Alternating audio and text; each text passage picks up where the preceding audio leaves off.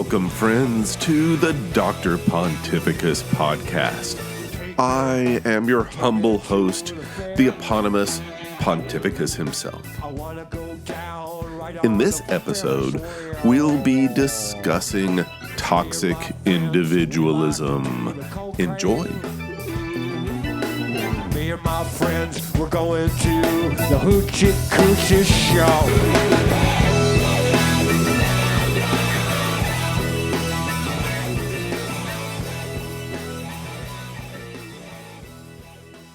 Hello, everyone. Today we are going to talk about what I have come to call toxic individualism. Now, don't get me wrong. Individual rights and freedoms are a good thing. People should have freedoms to choose their destiny, their beliefs, their identity, who they love, all kinds of stuff. But all good things go bad when they become unbalanced. In fact, isn't unbalanced, just another word for insanity? Just saying. All right. So, without a basic concern for others, and of course, the overall good of society, individualism just becomes plain selfishness. And that's when it turns toxic. So, it's absolutely necessary to reject this kind of, false dilemma that either you're completely in favor of individualism or else you're some kind of godless communist who's out to enslave everyone in a totalitarian police state. This all or nothing thinking is not only a logical fallacy. Frankly, it's a propaganda tool to prevent us from having decent conversations about important but complex issues like the place of individualism in our value system, which is kind of complicated, right? So let's talk. So let me start with a few examples of how individualism goes wrong. First, I put it to you that individualism can be inefficient. There, I said it. Now, the best illustration of this is driving. Now, what better example of individual freedom is there than the car? Our own personal ton or two of metal and fiberglass dedicated to taking us wherever and whenever we want. However, as anyone who has ever driven in America knows, driving brings out the absolute worst in people. Even though we are the fastest moving people in the history of humanity, somehow we just can't get where we're going fast enough. And everyone else on the road is just simply seen as an obstacle between you and where you need to be.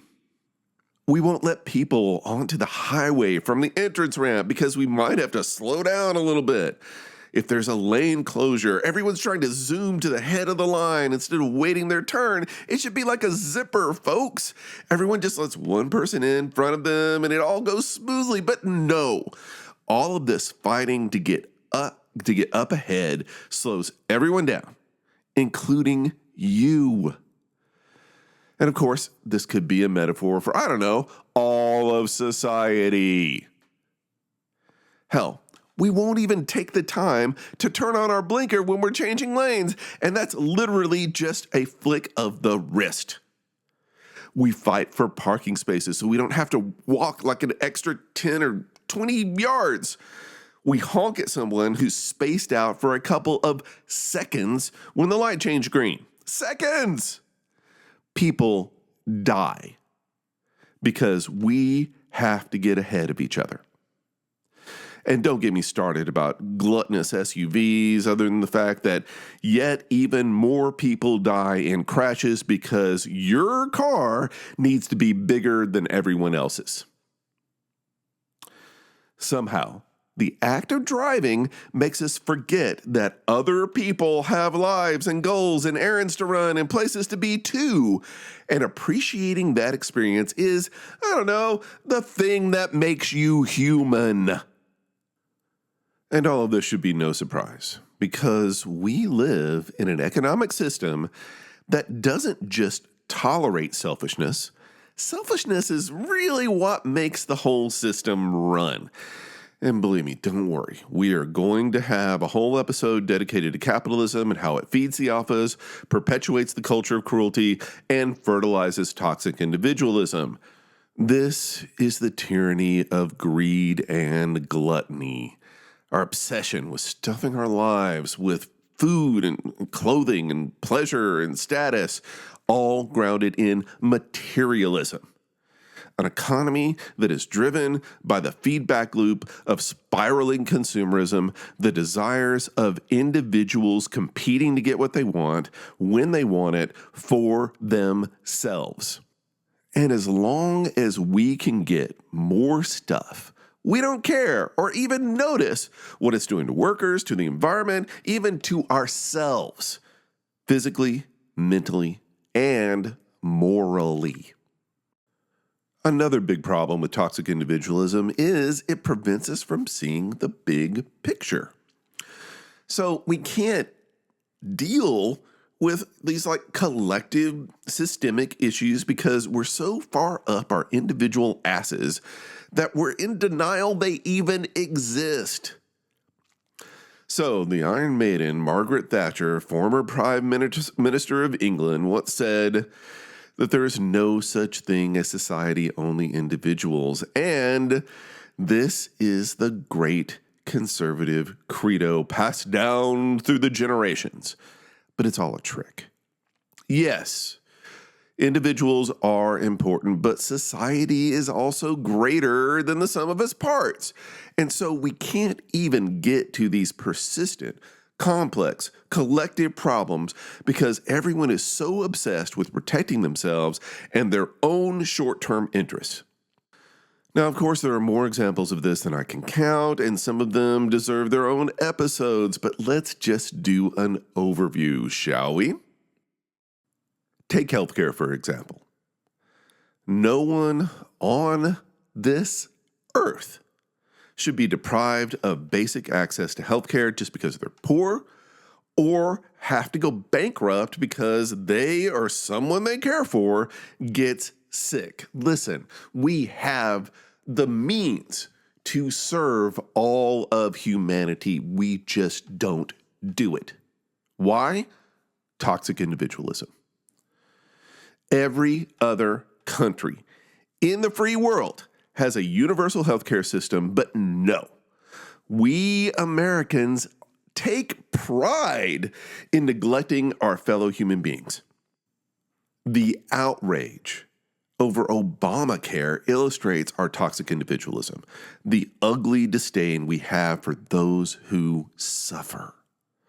Only in America can an attempt to solve a big picture problem be somehow seen as an attack on individual freedom. How is a functional healthcare system attacking you exactly? Same thing with climate change. You can't get any more big picture than trying to keep our planet, habitable. And I know solving the problem means big lifestyle changes. I get it. We have to figure out how to stop being a bunch of wasteful, gluttonous pigs. Okay, I understand. But being inconvenienced for the sake of our shared world and our future is not attacking personal sovereignty. It's not communism to say that we're all in this together. It's just the truth of the human condition.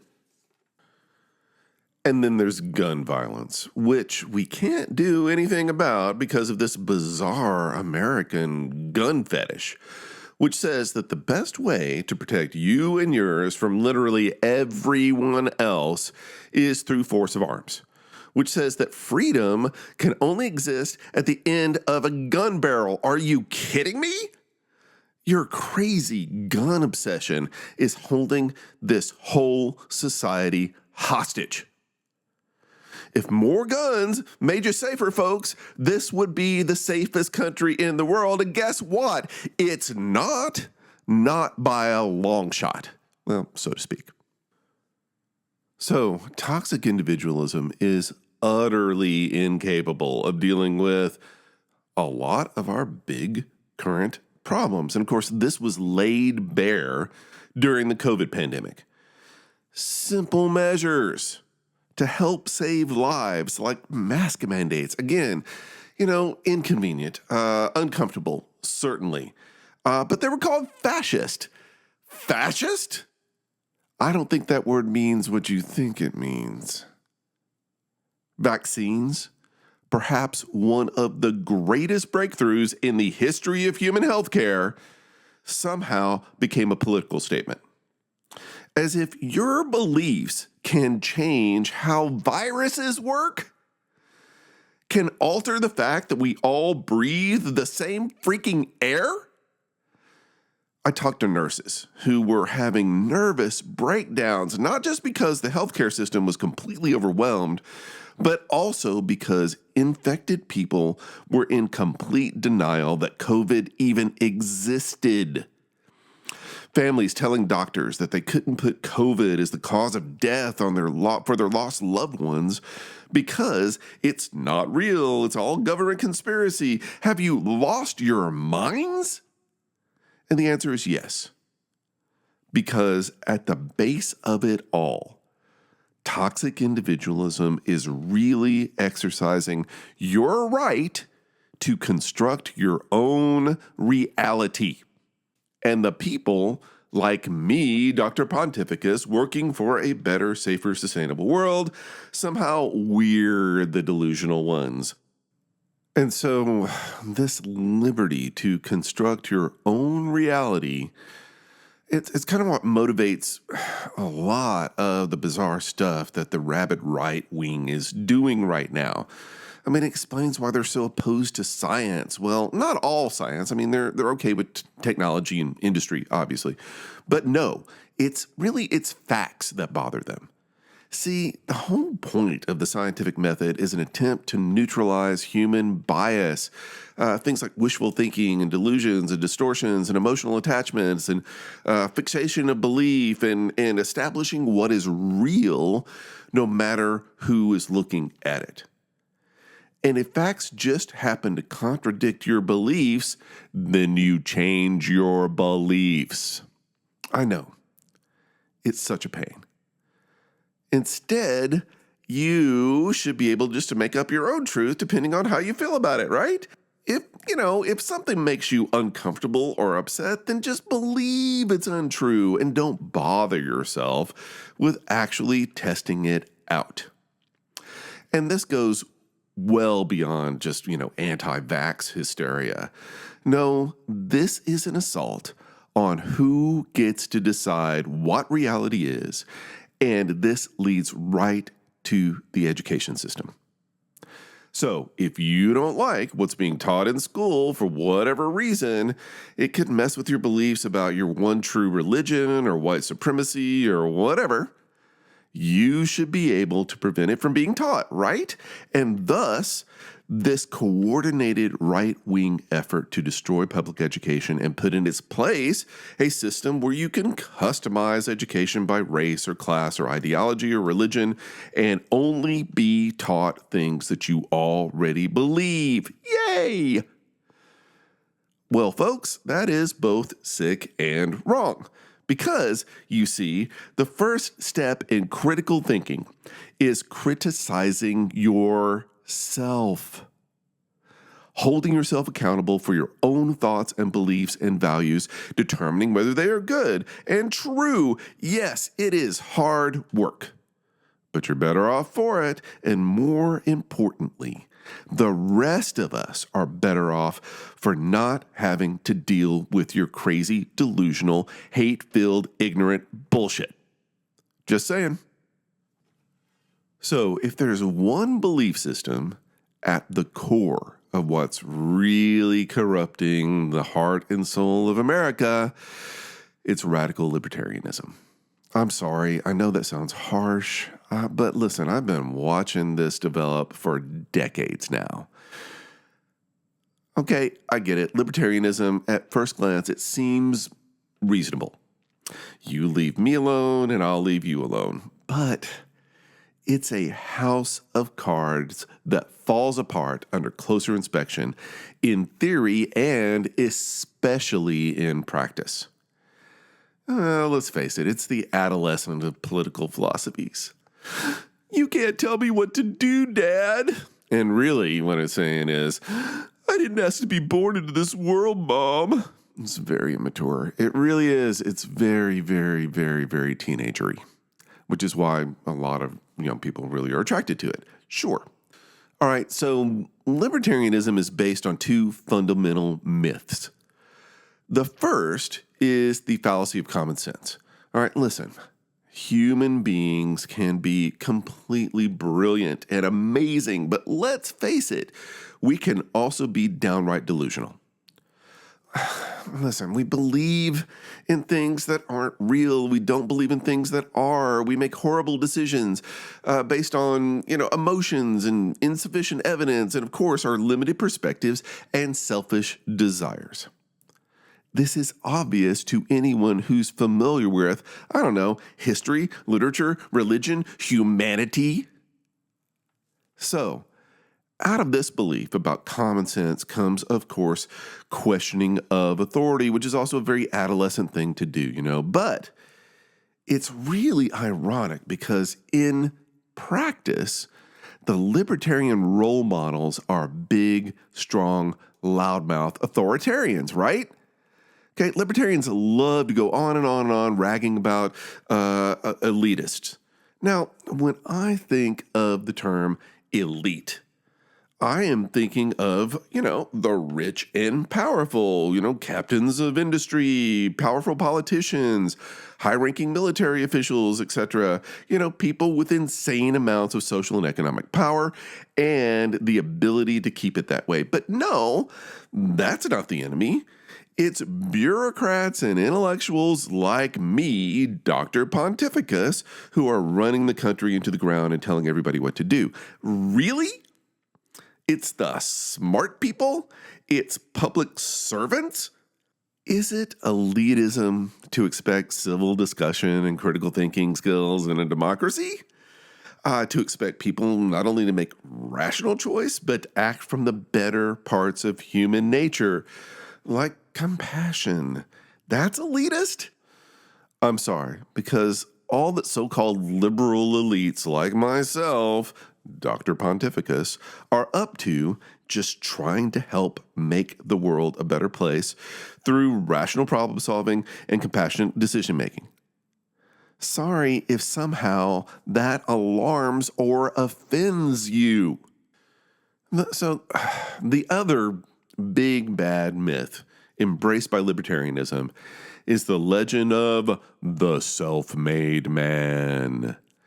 In this heroic fantasy, everyone is out for themselves. We stand or fall by our own strength or weaknesses, and everyone gets what they deserve. This is known as the just world hypothesis. And it's not talking about social or economic justice really at all. Instead, it's saying that the world is already just and fair, just the way it is.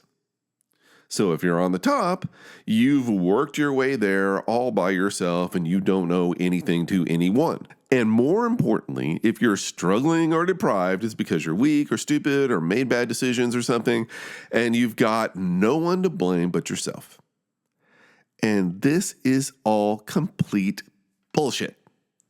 No one gets anywhere by their own devices. We are all, without exception, connected to each other and embedded in a great interdependent political economic system, a culture that influences who wins and who loses. And so toxic individualism is in complete denial that there's a system at all. Therefore, we don't ever have to change or reform it. Listen, folks, no one makes themselves. It's just a lie those with power and privilege tell themselves so that they don't have to help anyone or change anything. And not changing anything, that's what it means to be conservative. So let's look at the actual Libertarian Party platform, which I've frankly been following for a couple of decades now. It's right off their website. So here's a short but central passage, kind of like their, mission statement. And it says, and I quote, As libertarians, we seek a world of liberty, a world in which all individuals are sovereign over their own lives and not forced to sacrifice their values for the benefit of others, end quote. So again, it seems kind of sensible on the surface. Personal sovereignty is the basis of human rights, right? Right? But it's that little phrase right there at the end that twists it all up, isn't it? Libertarianism is about protecting yourself, but from what? They talk a lot about force and fraud, which sounds like economic predators, but no, libertarians are staunch supporters of free market capitalism, so that can't be it. Of course, their big fear is a totalitarian police state, which isn't really happening even though they really, really think it is. And what are the signs of this? What are the signs of this takeover? Government acting, quote, for the benefit of others. That's what they're afraid of. Efforts to create a more equal and caring society because they truly believe in a zero-sum society. That means caring for someone means taking something away from you, which isn't how that works. And so what everyone else sees as progress, they see as an apocalypse destroying traditional American values and leading to economic ruin, all of which is insane. So let me tell you a little story here. Listen, I'm from Texas, and I live in the Midwest right now, and so I'm around libertarians a lot. They're just kind of, part of the culture, and they certainly were, as I was growing up. And when I think of libertarians, I have this picture in my mind. And listen, I know this is stereotyping. I get it, but listen, just hear me out. So my kid was probably like, I don't know, 9 or 10 years old, and we were in like a little league, soccer league, whatever. And so they're playing soccer and we're playing against somebody else, and my kid, not particularly a competitive person, probably just preferred to, sit around and, pick flowers off of the field. But on the other side, there was this guy, huge guy. I mean, big and tall. And he was like in a, camouflage unitard, the kind that you go out and deer hunt with. And he had, of course, a baseball cap out, and he had a baseball cap on, and he had boots. And he's literally marching up and down the field. And this guy has a gun rack and his pickup truck. And so his daughter is playing soccer, and he's marching up and down, and he's just saying, take it, just take it from her. Just take it from him. Come on, just take it. And that is the libertarian way. And yes, I know this guy was a walking stereotype. I get it. But that's their worldview. We are in a world of conflict, and you have to train your children from a very, very, very early age that they are out to get you, and you better get them first. And what better way to do that than playing games with other children? And that is sick. I'm sorry. And I hope that kid rebels, because what we don't need are more people in this world just trying to take it. Okay, so libertarians see themselves as saviors, not ideological fanatics caught up in paranoid delusions, seeing tyranny where it doesn't exist and convincing themselves that everything is falling apart and they must protect their people from the forces of darkness. They think they are speaking truth to power, but they're really speaking lies to the powerless, leftists, intellectuals, ethnic minorities, the poor, immigrants, the LGBTQ community, feminists, artists. They believe the marginalized are somehow in charge or threatening to be or something. I really don't understand it because it's completely irrational. But it explains their gun fetish, their obsession with territorialism, protection of property, and so they're not reacting to a world that's falling apart. They are actively wishing it would. And whether they know it or not, They're making it happen by undermining the social institutions that hold it all together. They want to live in a world where everyone is against everyone else. That's the libertarian wet dream. Listen, I'm sorry, but no one is treading on you, sweetie. Friend sent that meme to me. Now, you know who else thinks the world is self-serving and unkind? That we should use any means necessary to get by? Why, psychopaths. That's who. So in this libertarian dystopia, where everyone is out to victimize each other, liberty is really the freedom to blame and judge others. And victimize them, obviously. Their twisted logic says, it's not me, the person that doesn't want to help people. I'm not the selfish one. No, it's the people who need help who are selfish.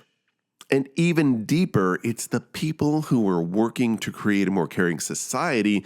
We're the selfish ones. We're the dangerous ones. You know, people like me, Dr. Pontificus. So, in effect, even though libertarianism boasts about its mutual tolerance, it's really the political philosophy of bullies, where your right to victimize others is sacrosanct and cannot be interfered with. This is why they love capitalism, where predatory behavior is embraced and rewarded. If you get screwed around, you deserve it for being weak and stupid, and no government regulation should step in to protect you or the environment. The libertarian view of human nature is that people are intrinsically selfish and untrustworthy. Get them before they get you. This is the war of all against all, just the way they like it. Well, I hate to break it to you, libertarians, but guess what? Without government, there is no liberty. You know who said that? Our founding fathers. This war of all against all is not settled through mutual assured destruction, but through mutual respect. And it's not just mutual tolerance, but encouragement and compassion, people actually caring about one another. It's hard enough as it is. But we don't need a political philosophy that embraces conflict and animosity. That's why we have social institutions like government to help us overcome our barbaric tendencies and learn to get along. But no, the only aspects of government that libertarians seem to support, and right-wingers in general, are the ones that inflict pain. Military and law enforcement, for example. The domain of the alphas, just saying. Of course, not teachers and welfare workers, obviously. They love to sabotage the government, mainly by defunding it and then saying, see, we told you government doesn't work. And they go on and on and on about how freedom isn't free. And they're right. It costs taxes. Not blood, you animals. I guess in their minds, it's okay. It's okay to pay taxes as long as they go to hurting people and not helping them. So there's this complete disdain for public service, that the only things worthy of effort are driven by selfishness. This is the libertarian dystopia, and it's sick, and it's wrong. Libertarianism was once considered a fringe belief. Just Google Lyndon LaRouche and the John Birch Society to see what I'm talking about. But now it's become mainstream, and it's tilted the entire political spectrum into toxic individualism. Libertarianism is the flag bearer for the culture of cruelty. And this brings us right back again to our sadomasochistic society. Toxic individualism is a key component of a world where we reward folks who love to punish others. This attitude it's like branded into our entire political and economic system. It's not enough to disagree with someone. You must destroy them. Nice guys finish last. Bully or be bullied, because if someone victimizes you, it's your fault. It's like the bully who's got you by the arm and using it to punch your face, saying, "Why are you hitting yourself? Why are you hitting yourself?" And even more insidiously, toxic individualism gives us all permission to hate again. Now, speaking for myself, Dr. Pontificus, hatred makes me kind of nauseous. It's sick to my soul. But remember, hatred and anger are fun for people who are kind of into that sort of thing. It's like a sport. It's like a drug. They get off on it. And if you've ever gone to sports, you know what I'm talking about it. And this rabid right-wing value system has sprung wide open this Pandora's box of racism and sexism and homophobia and every kind of xenophobia you can think of, and then some.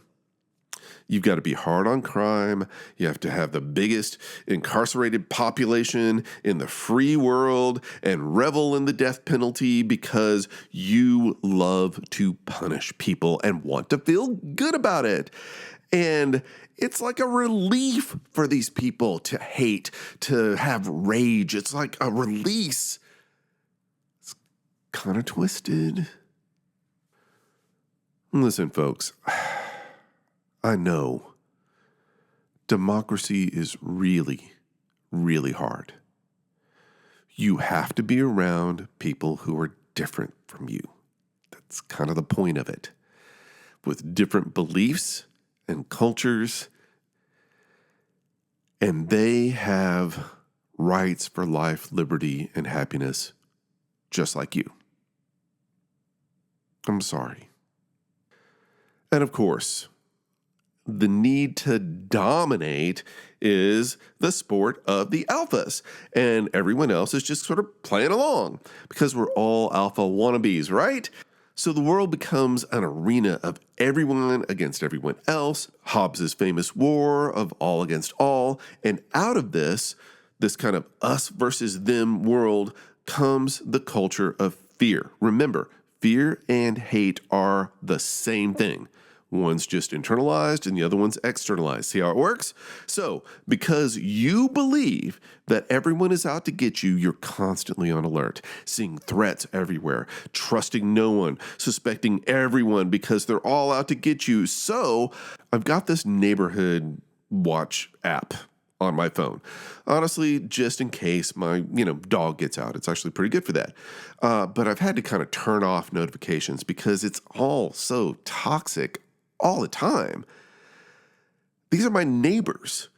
Everyone is constantly complaining about strange people walking or driving through their neighborhood, or complaining about a host of like petty offenses like porch pirates and how everyone is out to victimize them from, I don't know, like cashiers and contractors and bureaucrats and utilities and waiters and on and on and on and on and on. Hell, they're more concerned about dogs than they are about people.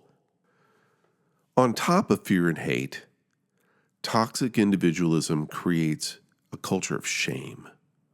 Not self-shame, of course. The kind of shame that comes from self-awareness and forces you to think about your behavior and temper it, kind of like having a conscience, right? No. It's a culture of shaming everyone else. Because if there's one thing as fun as hatred and anger, it's judgment, especially self-righteous judgment. Woohoo! Again, on my toxic little neighborhood watch app, there's so much bootstrap shaming. Different versions of, I didn't get where I am today by asking for any handouts or accepting no welfare, et cetera, et cetera, et cetera. Because, if you've made it, and honestly, that's, arguable, you think everyone else should be able to. And that's one of the things toxic individualism does to you. It makes you think that your personal experience is somehow the norm for everyone else. But somehow that only works one way, through the lens of condescension, only looking down on others.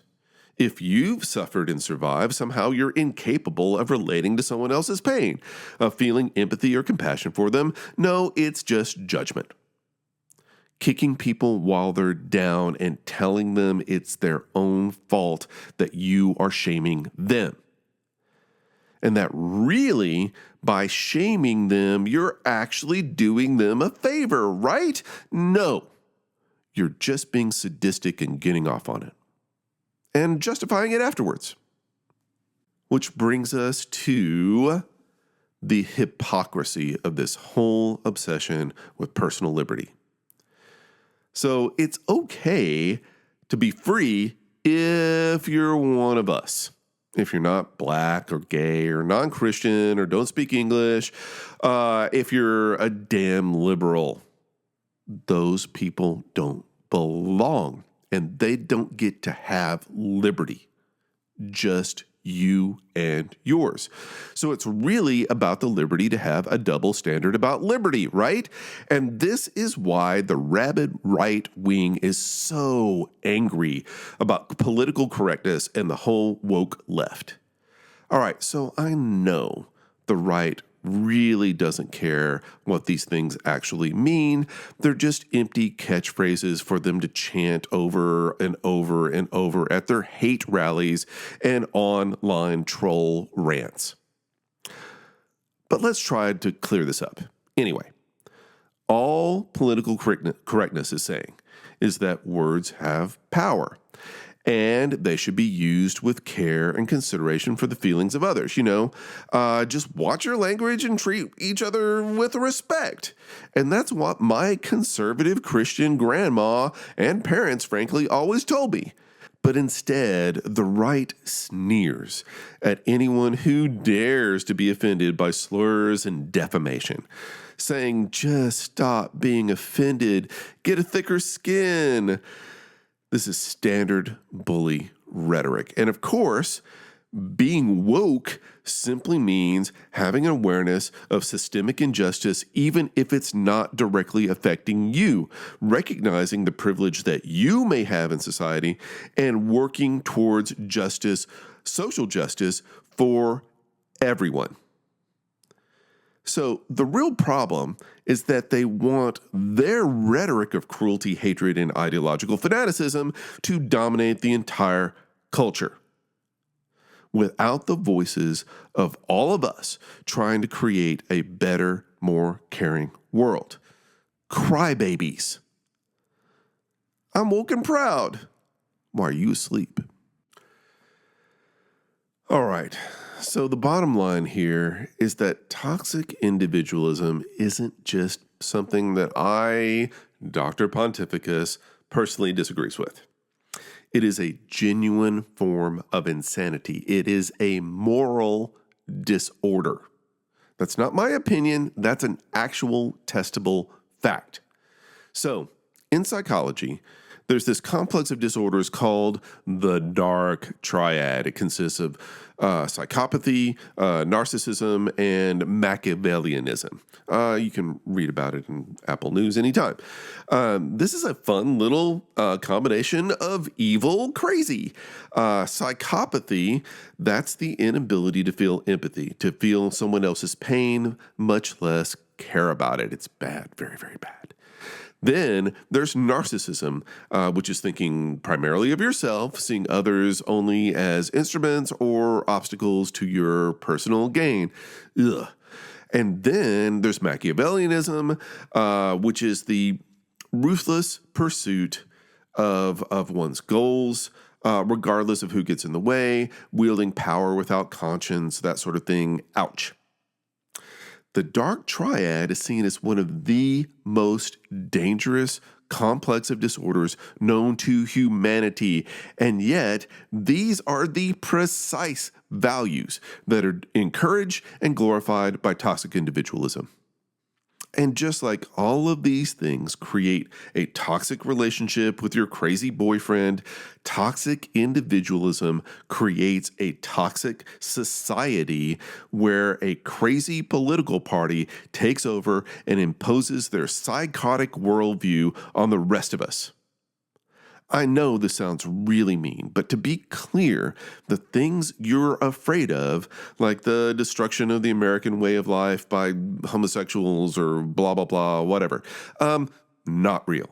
The things that we on the left are afraid of, discrimination, social conflict, oppression, racism, sexism, blah, those are all really, really, really real and do very, very, very real damage to people.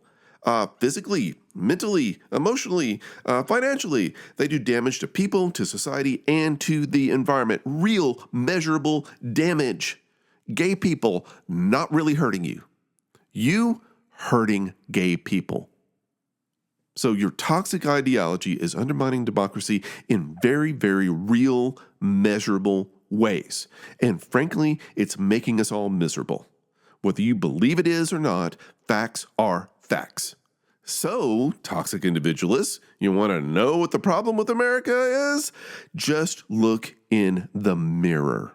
But you can't because you're too busy scapegoating everyone else. When the true problem is your hatred and fear and anger, all forms of denial, crybabies. Just accept individual responsibility for the damage your beliefs are doing to the entire society. Hold yourself accountable for your own bigotry. If you really want to help. And I don't believe you do. But it doesn't have to be this way. Just like government needs checks and balances, so does individualism. Yes, consequences for actions are necessary. Everyone does need to be accountable, but that's only a part of what makes a functional society. People don't learn and grow just by paying for their mistakes.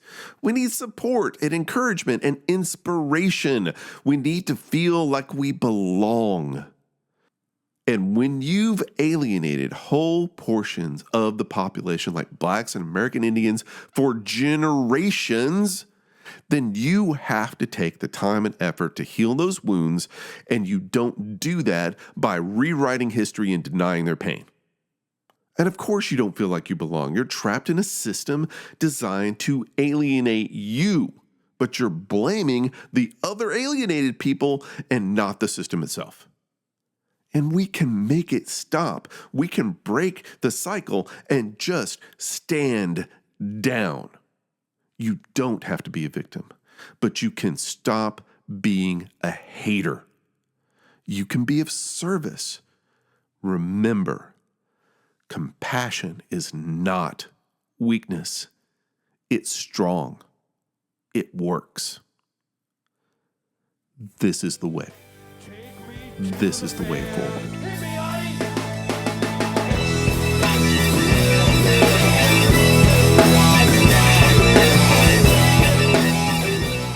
And that's it for now, folks. I, the eponymous Pontificus, thank you for your kind attention.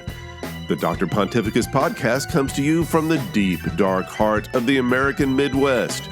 Our theme music is by the Great Orange Mothers, awesome Austin band from ages of yore. Until next time, fight the good fight, but don't be a hater. And remember, friends, please don't feed the alphas. Dr. Pontificus bids you good day.